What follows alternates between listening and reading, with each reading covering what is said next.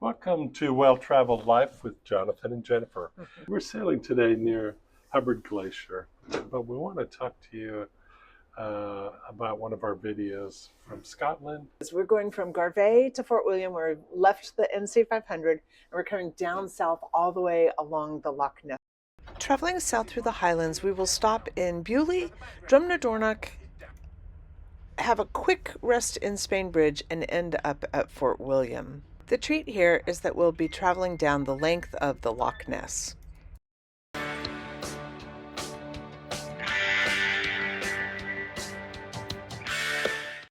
We're going to make a couple of stops, and the first stop we'll make is in Bewley. And Bewley we had heard about because of the Bewley Priory. And we had a chance while we were at the Priory to use our drone, and just beautiful ruins. Really, we had a beautiful day in Bewley. The weather was great, but we had some interesting driving. So we had been doing this North Coast 500, and we've talked to you all along the way about these narrow roads, etc. Well, we hit an all-new low in narrow roads on this portion of our trip.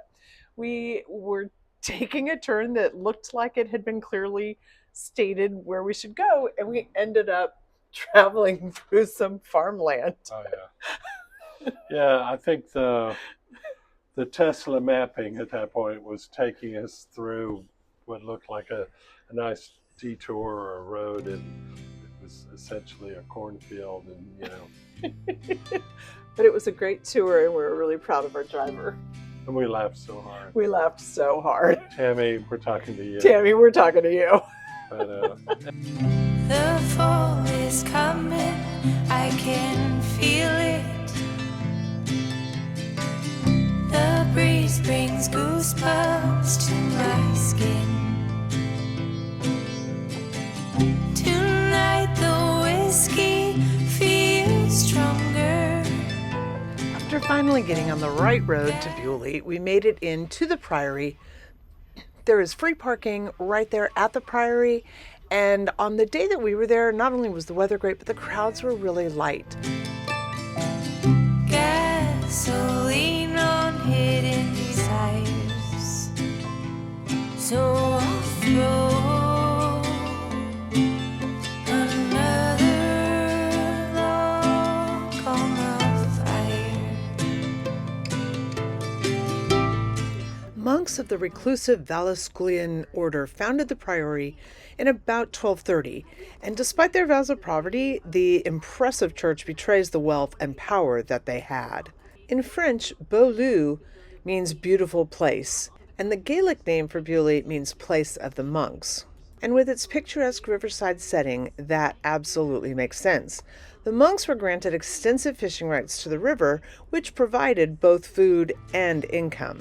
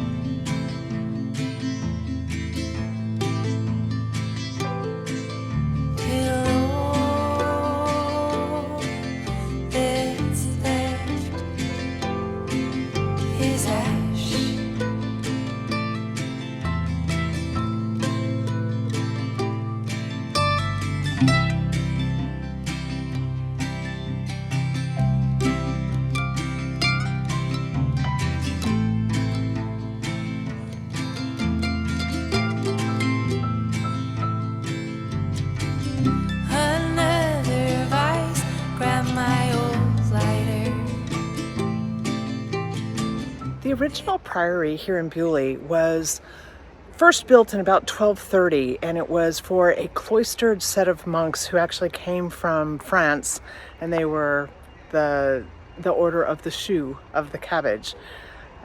They lasted here for quite some time, and it was only the prior who was allowed any contact with the outside world. And the priory sort of fell into disarray, was rebuilt in the 1500s, and has fallen into disarray again, but we think the ruins are beautiful. This cigar helps me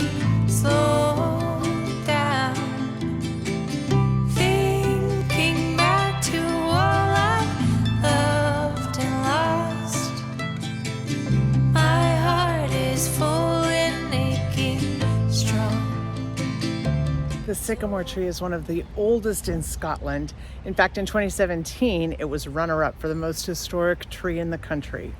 We left Beauly and we continued to travel south. Beauly is just at the north end of Loch Ness, and we came all the way down the side of the lake, the loch, and ended up in Drumnadrochit. So I'll throw.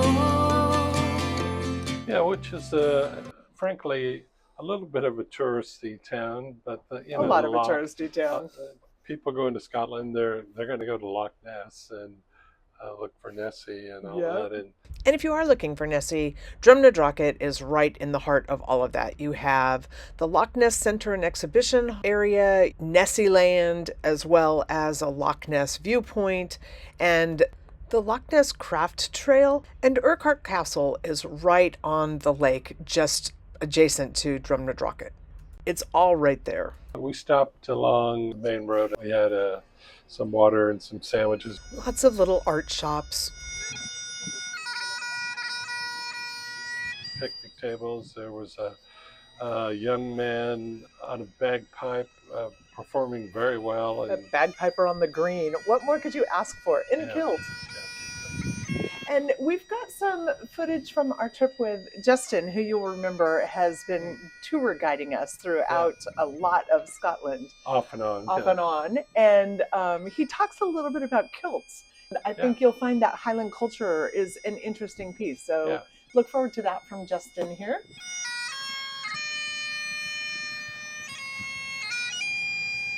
I thought it was more valuable for grazing sheep, but it actually proved to be a mistake, because actually then those people came to Glasgow and many immigrated to Canada and New Zealand, and then they were doing the sheep kind of stuff there, and they undercut the market here. And so it actually, is fair play. yeah, we'd see that it's a flash in a pan. Like, it wasn't like a long-term sustainable thing, and actually it made the Highlands very poor, and their population has never recovered. Even now there's more sheep than people. But also people who were outwardly very patriotic for Scotland were deported, basically. And the Highland culture was eradicated by the British government. It was illegal for a time to speak Gaelic, to wear the kilt, to be proud to be Scottish. Like, all of that was made illegal after the Battle of Culloden, Bonnie Prince Charlie, things like that. So the Highlands has kind of a tragic history. And now a lot of their culture was actually invented in the 1800s. Things like the clan kilts, for example, that was a Victorian invention. And the Highlanders did wear kilts, but they didn't identify, like, I'm a Campbell, so I wear this pattern. That wasn't a thing until the Victorian era, which is a fun fact. But now they are official, like the clans have adopted them. But that was invented, the Highland Games were invented, all these to invent Highland culture because they had destroyed it, so they had to. But the kilt actually became more inclusive. Now it's a symbol for all of Scotland. Previously it was only associated with the Highlands, but now it's associated generally with Scotland. So maybe it's not so bad that it was banned and it came back, but it's a different thing. From there, we're going to pass all the way down the lochs, and then we get to Spain Bridge. And Spain Bridge is not necessarily a touristy spot. It was just a place that we passed through and by Spain Bridge everywhere we went. So all of our day trips from Fort William, we went through Spain Bridge. So we're going to just kind of show you that, because you're going to end up going through there too.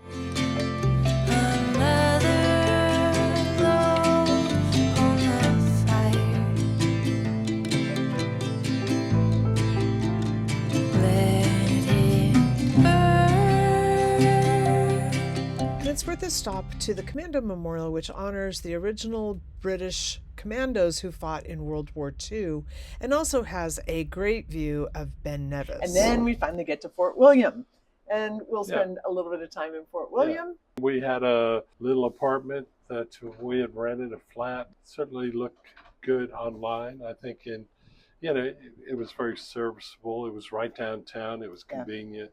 For walking to restaurants and not too far from public parking. So worked fine. It worked fine, and we enjoyed Fort William.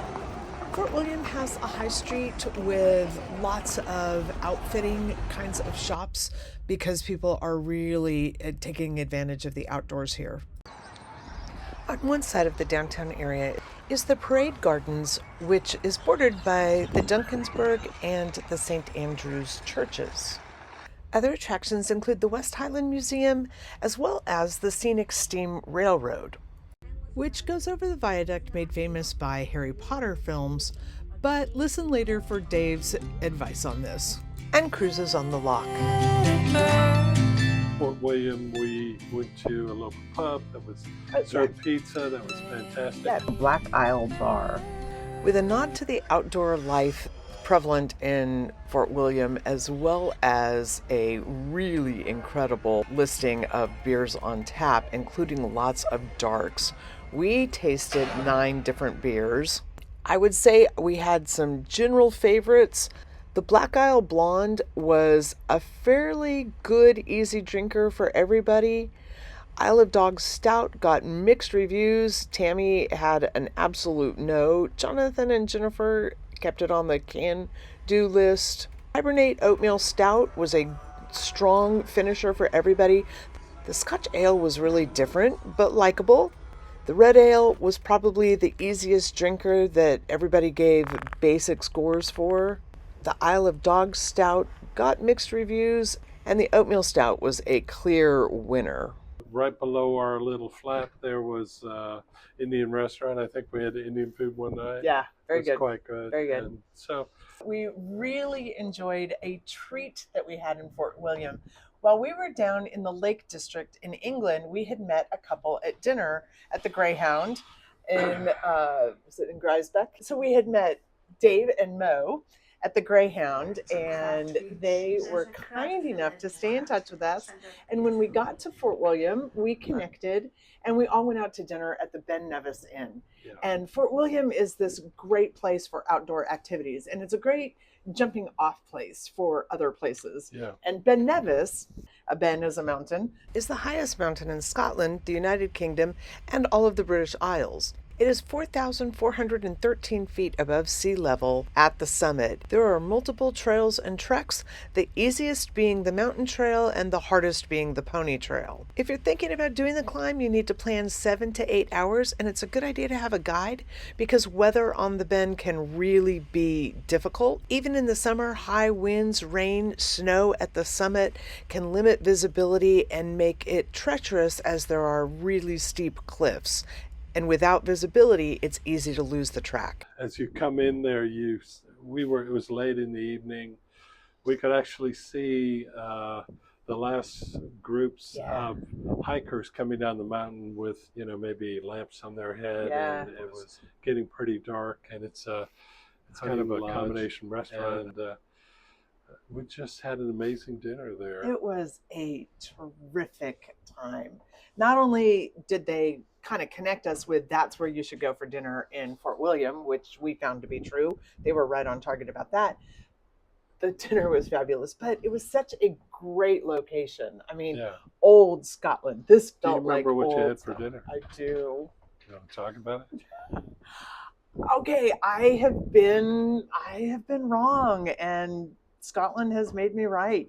So I don't generally eat a ton of meat. I don't ever eat game, but it happened in Brora first. Brora is the one who broke me, where I had my first venison burger with haggis on it, and it was so good. When I saw that on the menu in Fort William, I just couldn't resist, and I got another venison burger with haggis, and it was as good as the one in Brora. I just couldn't stop talking about it. It was such a good meal.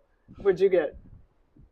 Probably fish and chips. I don't know. Or maybe I got a burger. Maybe I got a haggis burger. No, I don't know if anybody had a meal the as good as mine. desserts there. I just recommend that as a restaurant stop. The view, the drive up there. Yeah. Everything about it was pretty amazing. But I think if you're traveling in that area, you're going to end up at Fort William for groceries, it's a center. Gas, whatever. And it's a good kind of a connecting point for several day trips. Dave and Mo give us their best recommendations. Don't forget to go into Glen Nevis. Have a drive up Glen Nevis, see the waterfalls. If you go right up to the end, park and walk through to Steel Waterfall, that's well worth doing to do that. The other thing we were talking about was Glen Coe. Go and have a look at Glen Coe itself. There's a National Trust Visitor Centre there and a turf house and things you might like to do.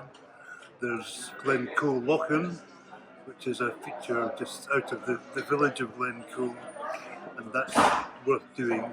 And the history of the North American Indian wife of Lord Strathcona. The homesick. The homesick wife, yes. I'm not sure it quite worked for her, but it's still a nice place to go. And we're suggesting a drive round Loch Linnhe, which would take you from Glen Coe village round Loch Linnhe to Loch Linnhe, where there's a history of an ancient aluminium smelter and a business there. They now have an indoor ice climbing centre you might be aware of. some walks. The Highland Games is tomorrow. The Glenfinnan gathering is happening, and we're recommending that you go to Glenfinnan gathering, which is a bit of local fun but also culture with Highland dancing and some good quality bagpiping, including Pibroch, March, Strathspey and Reel, which they play outdoors at the foot of the monument for the 45 uprising, and that's where we're doing. We took Dave and Mo's advice and we headed to the Glenfinnan Games in the rain, but it was a phenomenal show, and we'll bring you that in a separate video, so watch for that next week. And remember, we told you Dave had some advice about the scenic steam train. Glenfinnan is much visited now because of the viaduct and the Harry Potter connection. The people come here and take the steam train to Mallaig and back. That's probably booked out, and you don't need to do that. The outdoorsman culture is so prevalent in Fort William.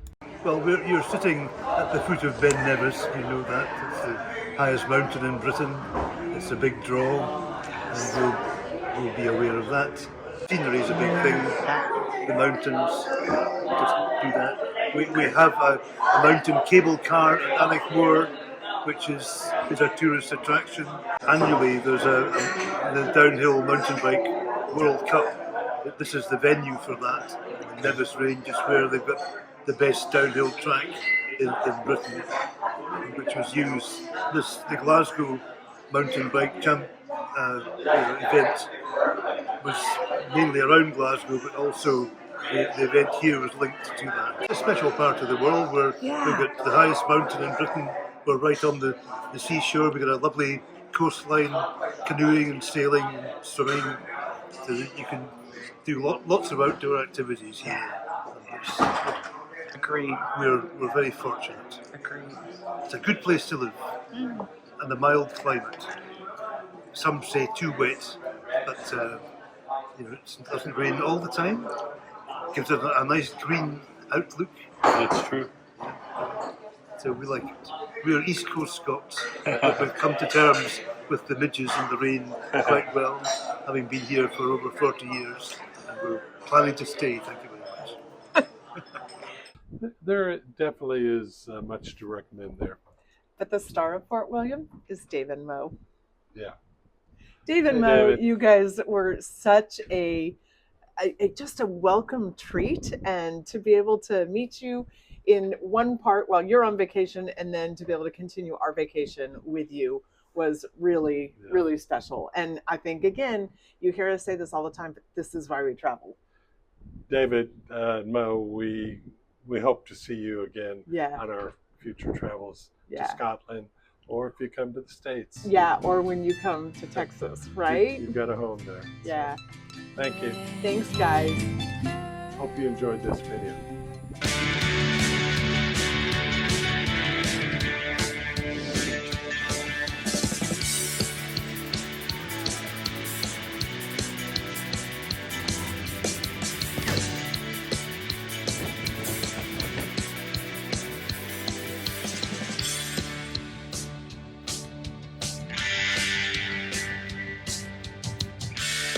We are sailing today near the what? Hubbard Glacier. Do you want to say anything about that? There's a lot of history in that area about the priories, the drones. The monks who started it. You'll Never mind. That was all in England anyway. When I was